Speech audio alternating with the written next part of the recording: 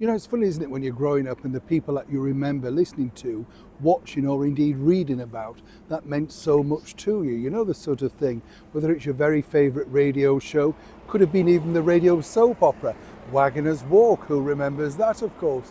And growing up, for certain people of a certain age, it might have been sneaking the transistor radio under the covers at night to listen to the all new, all exciting, all out at sea, of course, Radio Luxembourg, an incredible sort of powerhouse of pop music when there literally was none over here on the BBC.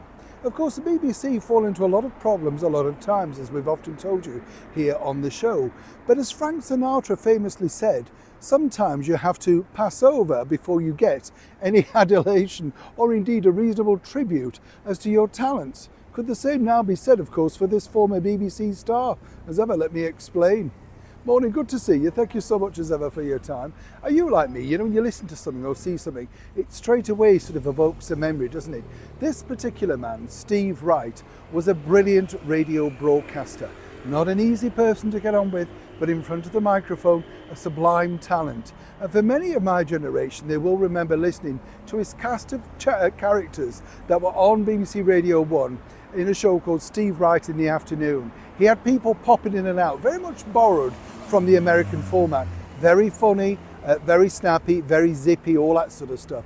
And then, of course, he tried his hand at being a TV chat show host. But actually, Steve was best behind the microphone with the visualization of the characters that could be. Didn't necessarily work on the TV screen. Sadly, earlier this year, we lost Steve Wright at the very early age of only 69.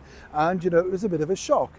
A lot of people, though, blame the fact that it was the shock for him of being given the bullet from his radio show on BBC Radio 2.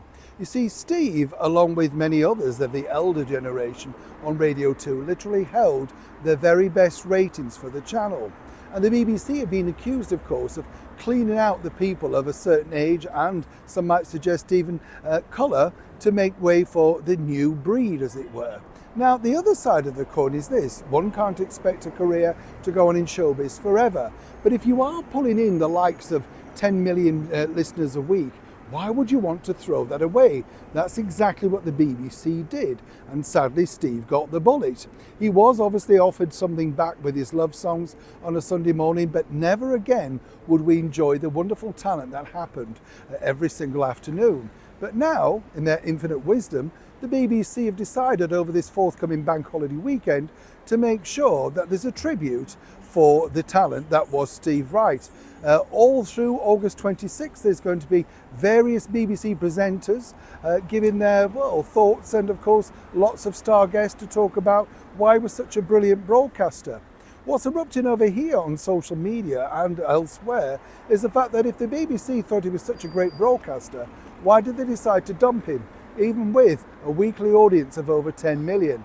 It does make you think, because likewise, Ken Bruce, another DJ of a certain vintage, was equally a mega popular, but sadly he too was let go and then found a new home on commercial radio. Sadly for Steve, according to sources, as ever, we have to say allegedly, he never quite got over the rejection. Well, Steve, thank you so much for all the wonderful memories that you've given so many millions of people over the years. Neil Sean in the very heart of London.